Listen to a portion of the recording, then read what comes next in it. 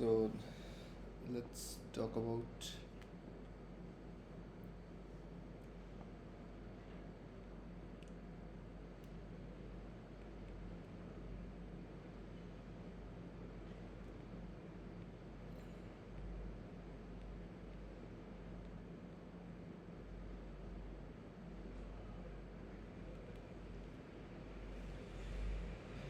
the education system in British India evolved over time, primarily to serve colonial interest.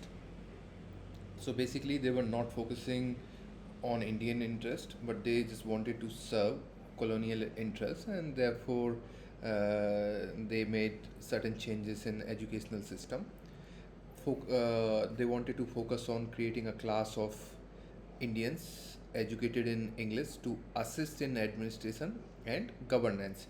And there were several reforms, acts, and commissions shaped this system from early missionary efforts to more structured Western education. Let's talk about early phase.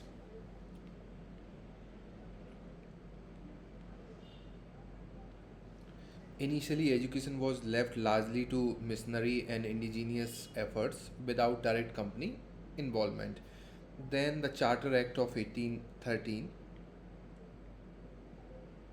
the Charter Act of 1813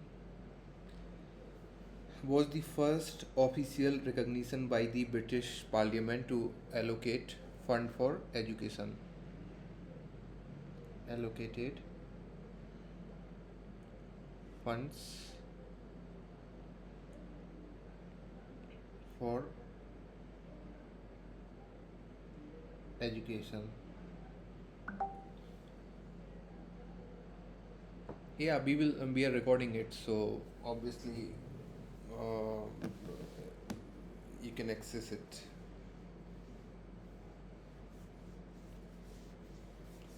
So allocated funds for education for the first time.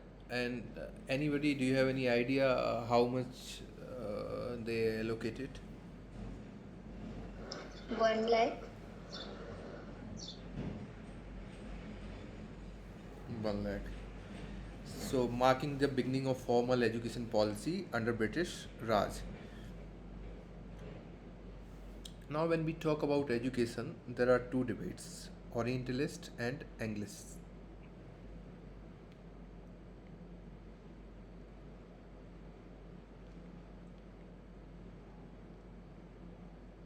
Orientalist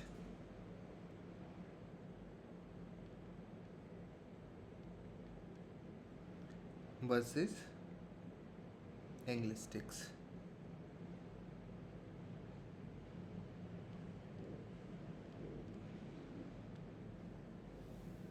So, between 19th century, it witnessed a debate between Orientalists. So, who were the Orientalists? So they were supporting vernacular languages like So, Sanskrit or Hindi for Orientalists were those who favored education in classical education in classical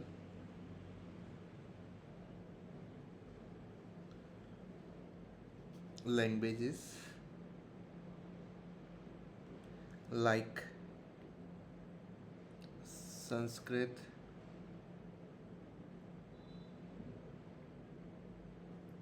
Persian,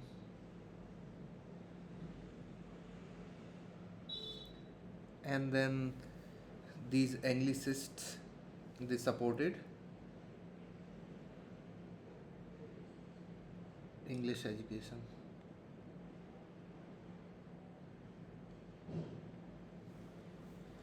Anglicist prevailed, culminating in a stronger emphasis on English language system for administrative convenience. Now, I'll talk about Macaulay Minute and English Education Act. What is this? Anybody, any idea?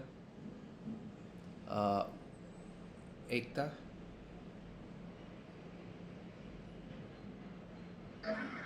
So he favored the English only as a medium of instruction. So he was an analyst, and he just wanted people to have Western education Hmm. and did not care about the society in general. Okay. Also, the Civil Services Committee was under his the Macaulay. Hmm.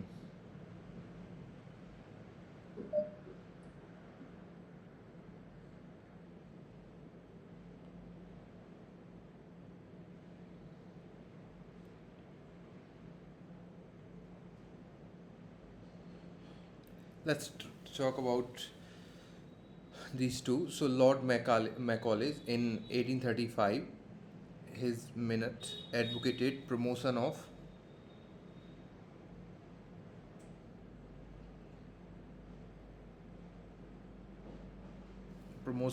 European literature and science via English.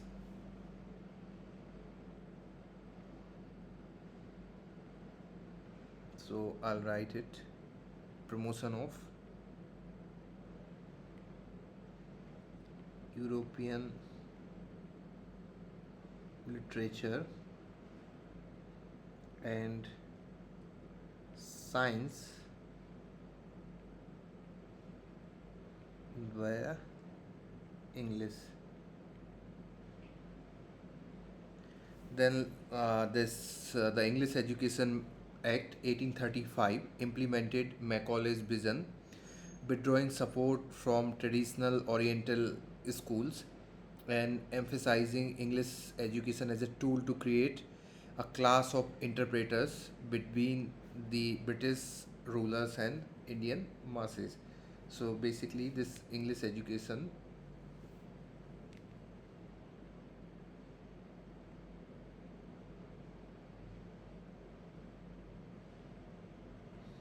right,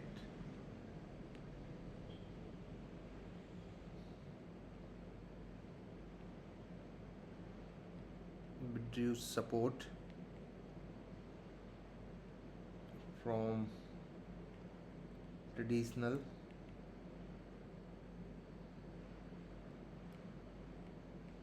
Oriental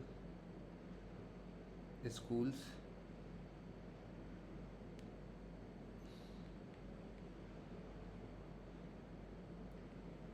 aimed to create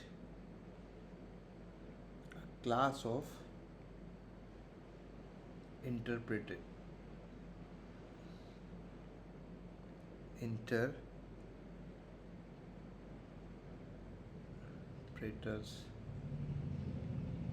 between the British ruler and the Indian masses. Now let's talk about the next one. The next one is Boots Dispatch.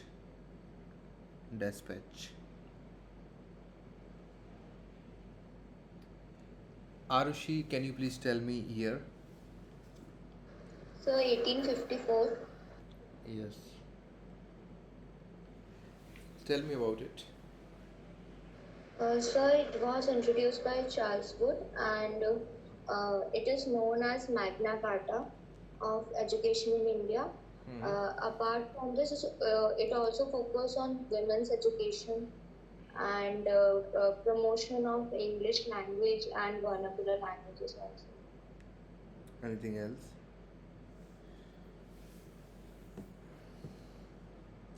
All right. So it's a landmark policy regarded as the foundation of the modern Indian education system. So I'll write it.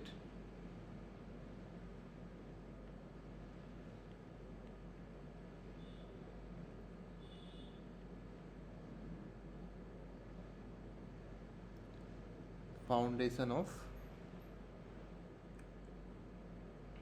the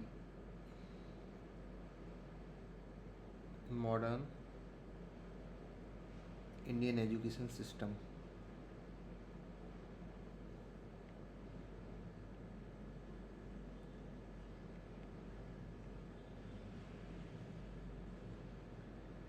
Then It advocated for systematic education structure, primary education in the vernacular, secondary school teaching English, and universities for higher structure. So basically, systematic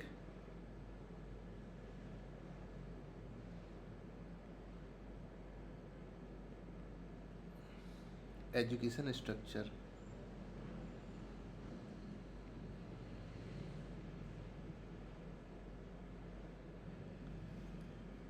in three categories: primary education,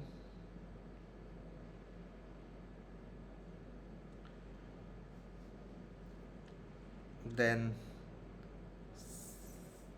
secondary,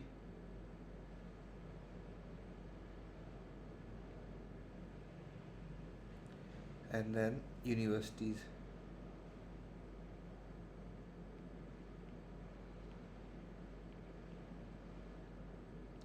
So basically, primary education in the vernacular, secondary education, English, yes,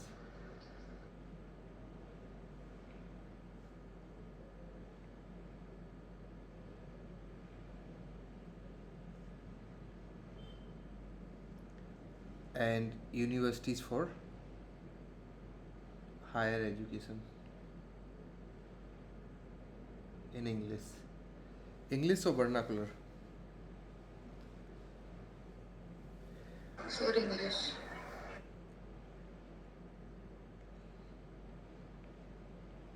All right.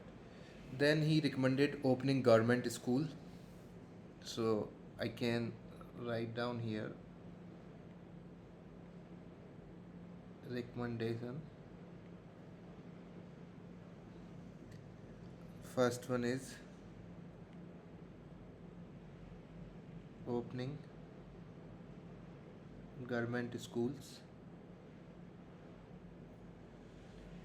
Then training teachers.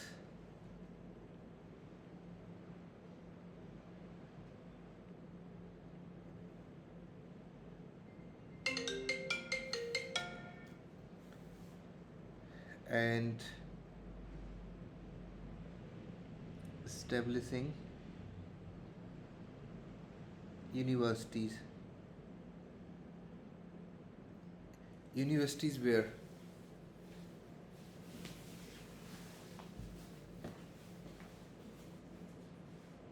Madras,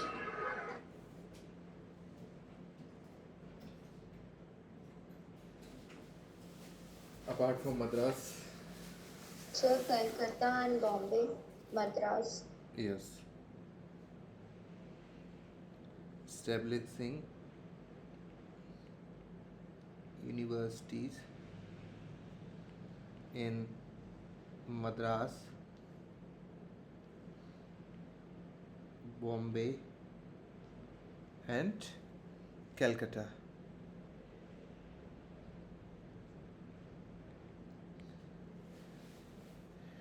He also encouraged female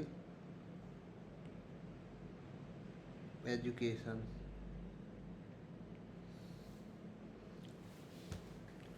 All right. Now let's talk about key acts and commissions. So let's talk about first one is Hunter Commission.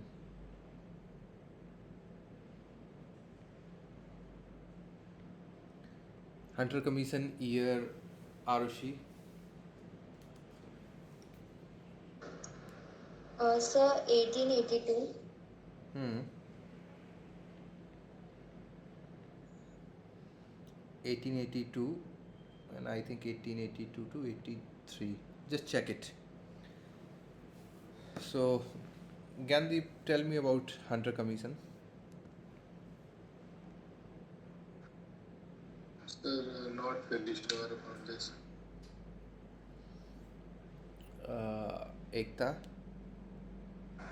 Sir, primary education was supported in the vernacular medium only, but secondary education was divided into two parts, literary and vocational difference.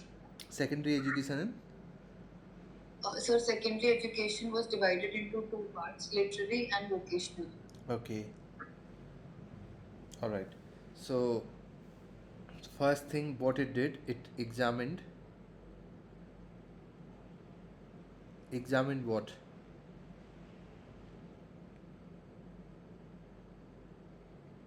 Examined the implementation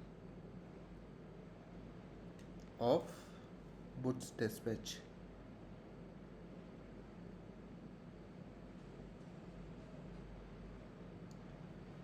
And then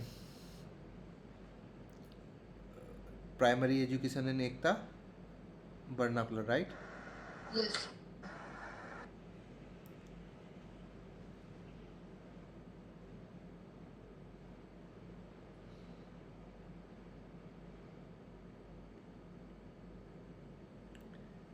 Primary education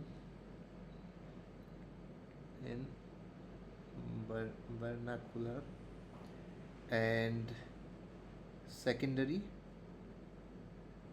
divided into two, vocational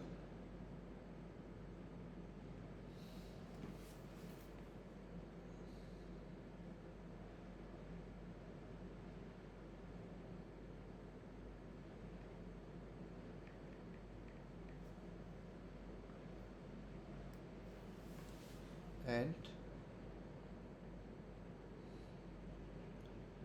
literary. Anything else about Hunter Commission?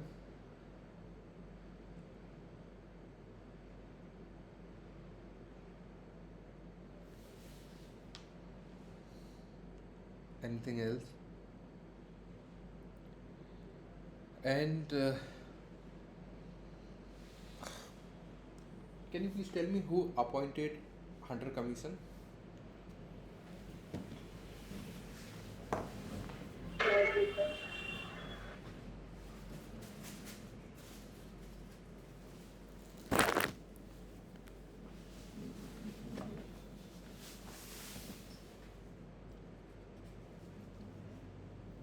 So, appointed by Lord Ripon.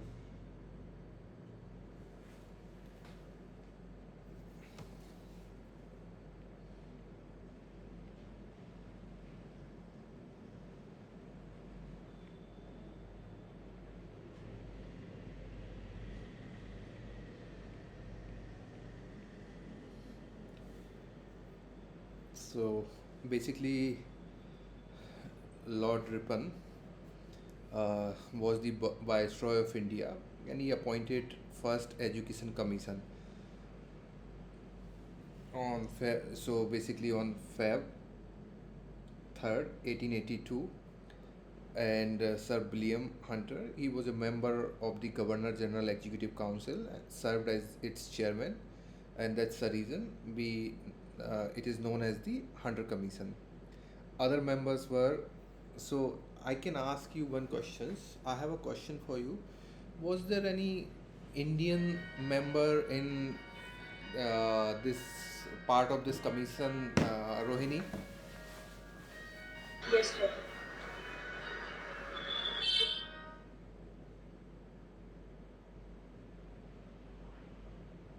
Yes, sir. Very well.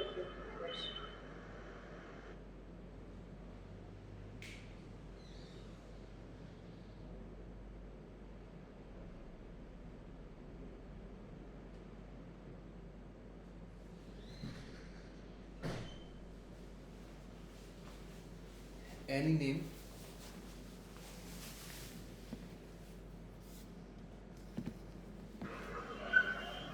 Sir, Katie Taylor. So Indians, I'll just write Indians. Indian members were there.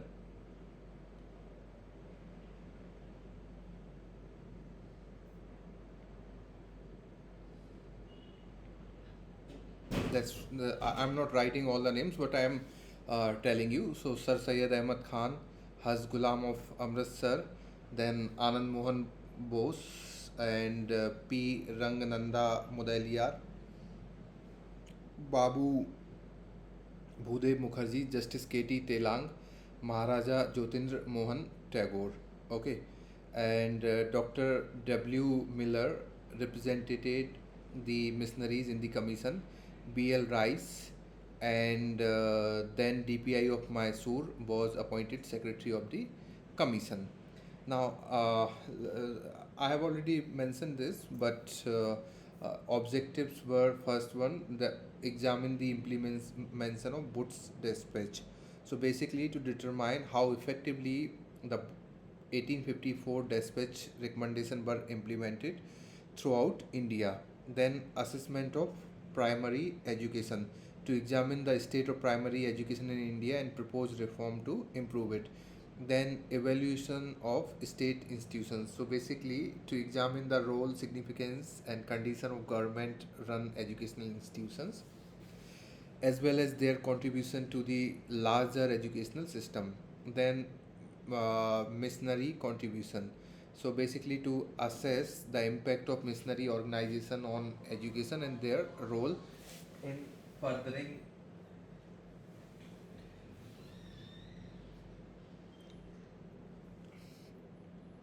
education in India.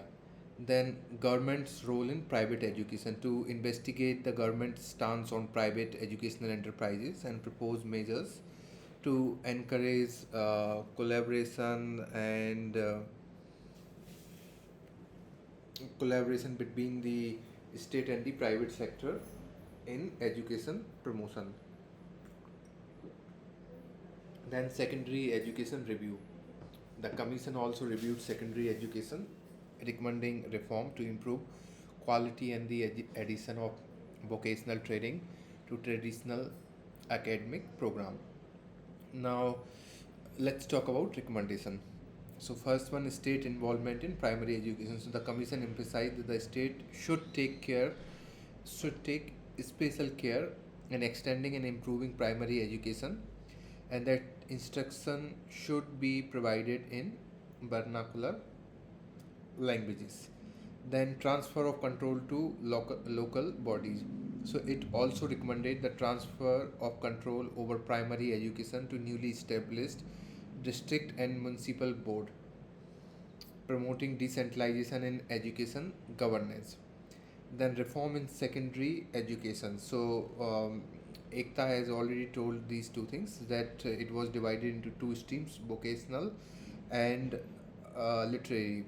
So in vocational, it tailored to commercial and career oriented paths, and literary was to was for preparing student for university education. Then promotion of female education. So the commission drew attention to the inadequate facilities for female education, particularly outside the presidency town, and proposed measures to expand education for women. Then the next one is expansion of universities. So the Hunter Commission recommendation contributed to the establishment of more universities in India. So tell me the name of universities that he proposed to establish.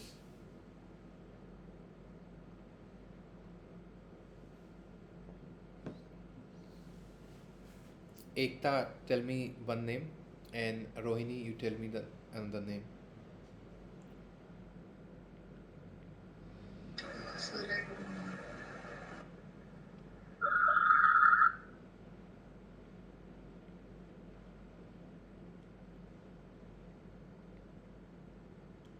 Recommended to establish more universities like Punjab universities, Allahabad University, 1882, and then Allahabad University, 1887. This period also saw increased participation of Indians in secondary and higher education. All right, so this is all about Hunter Commission. Hope now you know about it. And अगर कोई question आ जाए तो please गलत मत करना. इसके बाद क्या था एजुकेशन में? Indian university act of 1904 I think, right? यही था.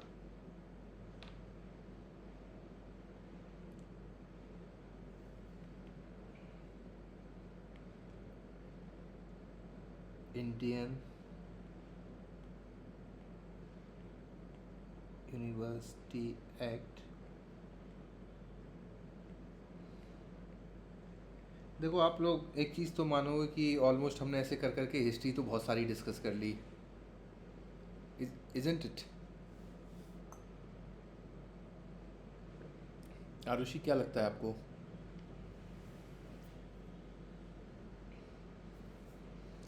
एक और एक रैलिक कमीशन कुछ करके था, है ना? So basically, the British Viceroy Lord Curzon passed. So Lord Curzon was the Viceroy, passed the Indian Universities Act in 1904 on the recommendation of whom? Arushi? Sir, there is one committee. I don't know its pronunciation, but it starts with R something. No, I don't think so. Anyone else? Ekta? Sir, Thomas Rayleigh Committee. Yes. So on this Rayleigh Commission, which tightened control over Indian university, Curzon was on a mission to put a stop to India's burgeoning nationalism. The Hunter Commission's recommendation for proper education system in India were not met with success.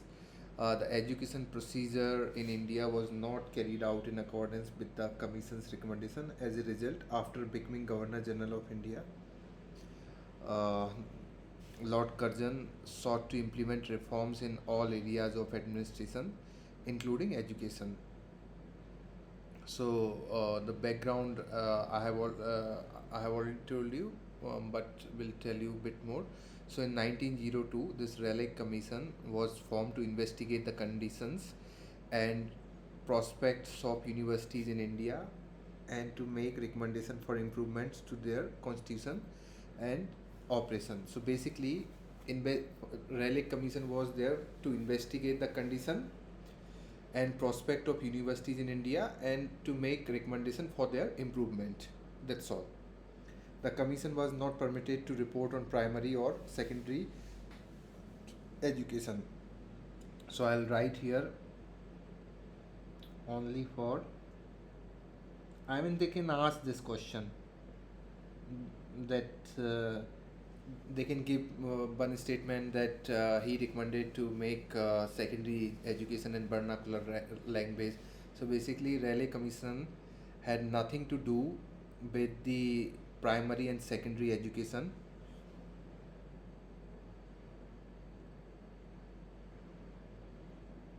Not involved in primary and secondary education.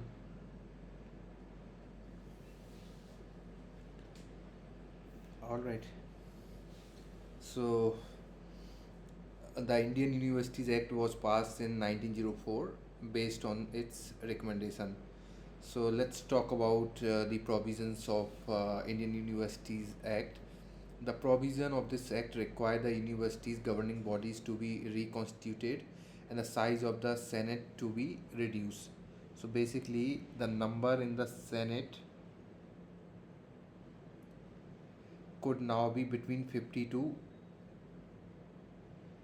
100. Each of them would be in office for 6 years. The number of elected fellows was set at 50 for the University of Bombay, Calcutta, and Madras. 15 for the rest of the university. I'm not writing it because that's not that very important. I'm just telling you. This act empowered the government to appoint a majority of universities fellow. The Governor General was now given the authority to determine the territorial limits of universities. So basically, I'm using word Governor General, but it's Viceroy.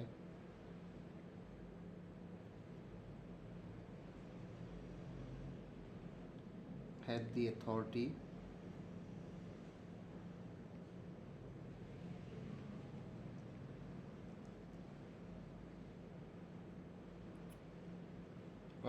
on what? Territorial limit.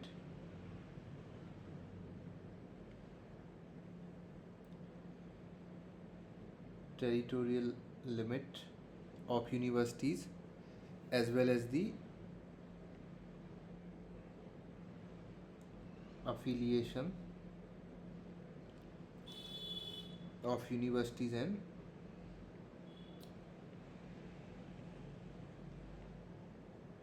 colleges.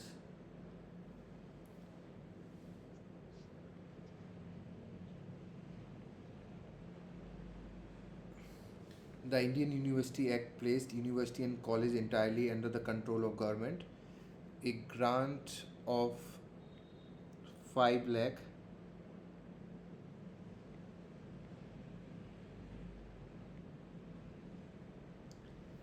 per year for 5 years was also accepted for better education and research.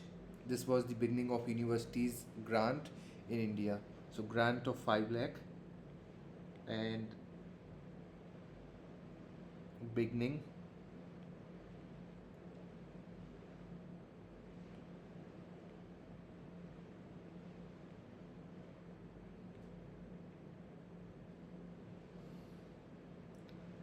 of university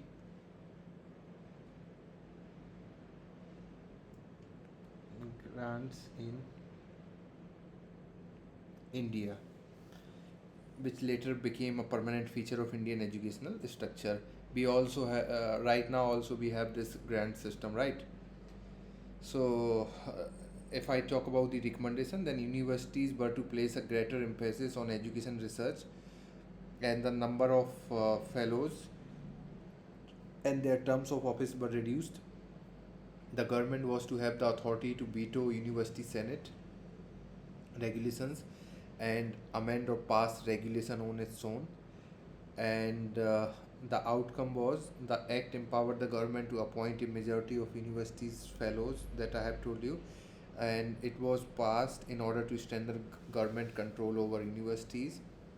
Then research in science, economics, and experimental psychology were given special consideration, and Curzon justified greater control over universities in the name of quality and efficiency, but in reality, he sought to limit education and discipline the educated to be loyal to the government.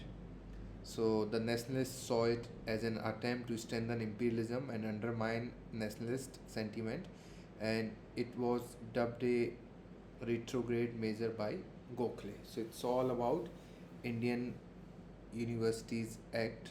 Now I'll talk about the next one. Next one is Sadler Commission. Anybody, any idea about it?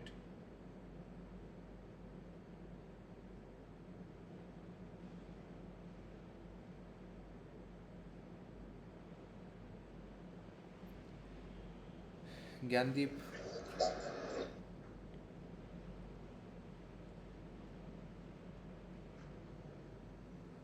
No, sir.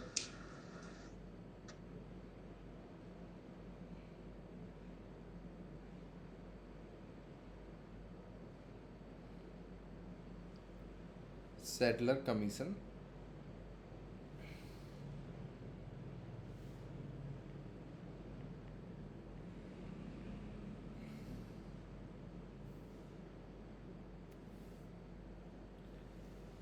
So let's talk about Sadler Commission's background. So this Sadler University Commission was appointed in 1917 to study the state of to study the state of Calcutta University.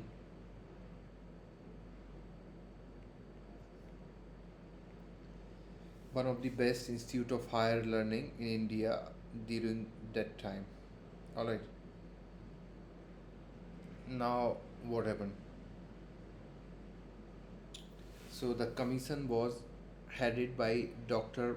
Michael E. Sadler, a well-known educationist who assisted both British and Indian members. Important Indian members included Dr. Ziauddin Ahmad and Sir Astos Mukherjee.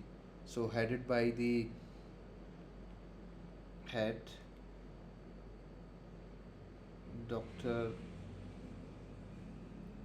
Michael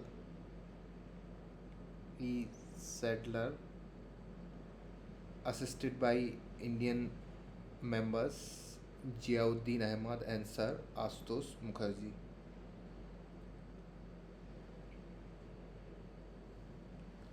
The commission before the Sadler Commission, like the Hunter Commission of 1882, focused mainly on secondary education, while the Indian Universities Commission 1902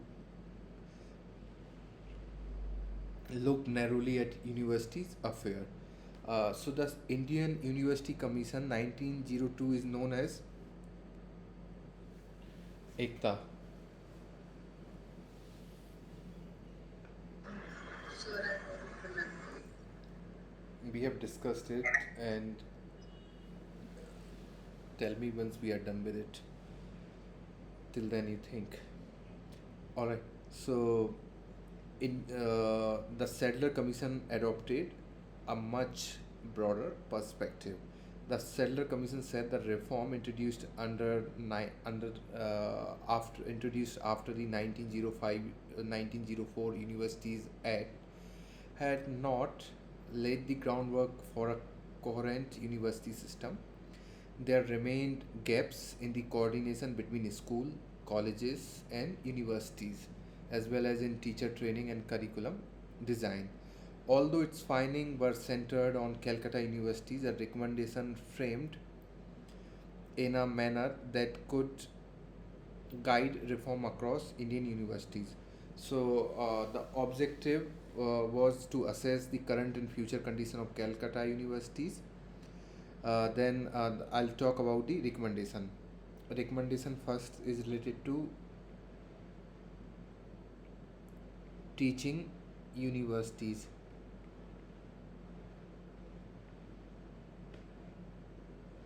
So, Calcutta University should be recognized as a full fledged teaching and residential university rather than functioning just as an affiliating and examining body. Second one, expansion of universities.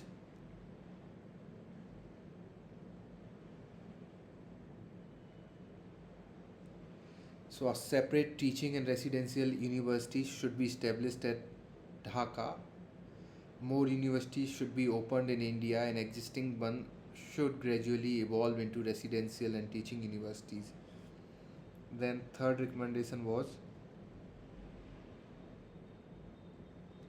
autonomy and academic governance. So the universities should be granted freedom from excessive official control and interference by the government, and new academic council should be set up to deliberate on academic matters. The traditional governing bodies like the Senate and Syndicate were to be replaced with more effective structures such as the court and council. Then he also suggested administrative reforms.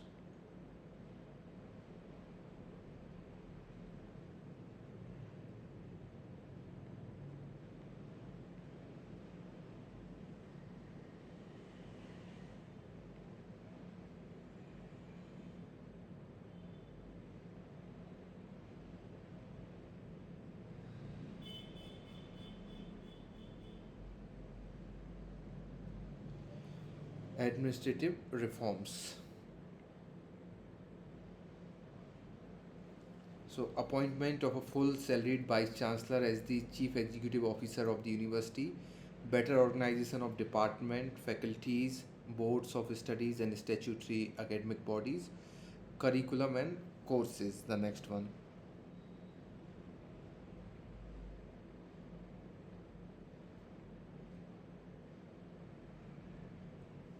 So, he recommended introduction of honors courses to promote specialization, incorporation of tutorial and practical work alongside lectures, provision for teaching in professional fields like engineering, medicine, law, agriculture, and technology.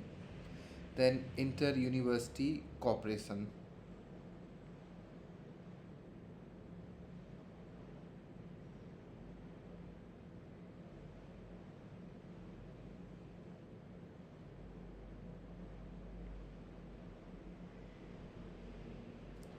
Establishment of inter-university board to coordinate activities and standardize academic practices among Indian universities. All right. So now last one I'm going to talk about its impact. So new universities established between 1916 and 1921. Seven new universities.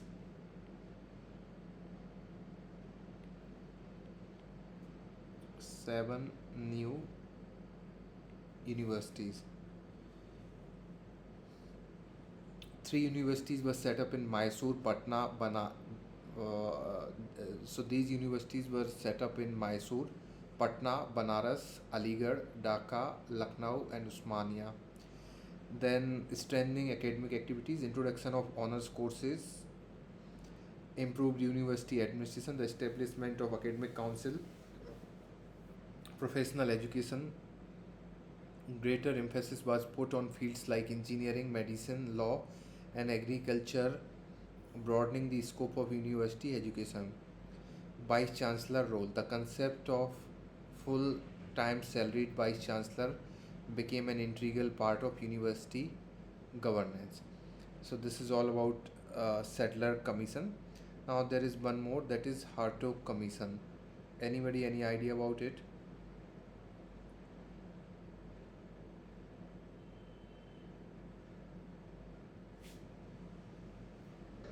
So it was set up by the Simon Commission.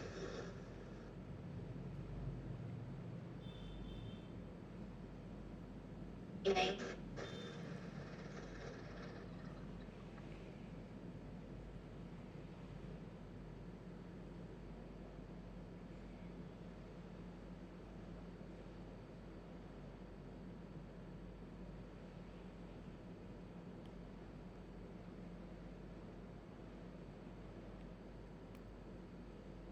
Hartog Committee.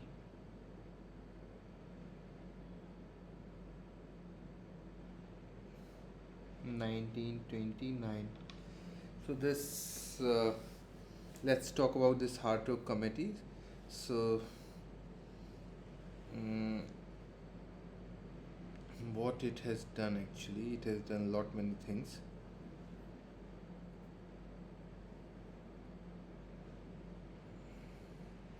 So this, it was established by the British Indian government to do studies on how to enhance education in India, as the increase in the number of school and colleges resulted in the decline of education standards. The committee submitted its final report in 1929, and the committee in 1929 prioritized mass education above secondary and higher education. The Hartog committee report called attention to wastage and sluggishness in primary, secondary, and post secondary education.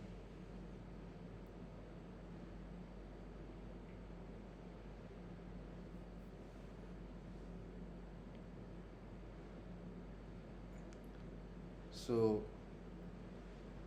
Sir Philip Joseph Hartog uh, had to survey the development of education in India, and it was commissioned by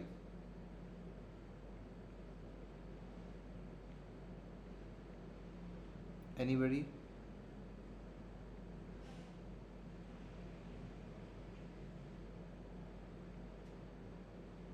Lord Irwin. The committee highlighted the problem of wastage and stagnation in education at primary level, and as I have told you that it gave more attention to mass education. So let's talk about its recommendations.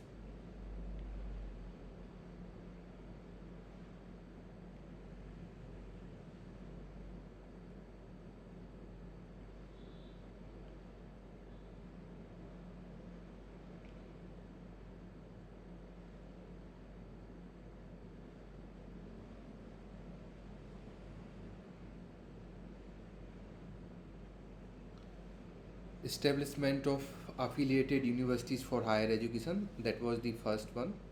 Then it admitted that standards of education in affiliated colleges was lower than that of universities, but it was the only way to meet the growing demand for higher education.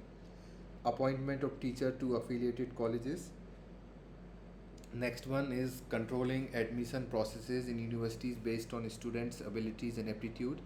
The other one is make the honors course more advanced.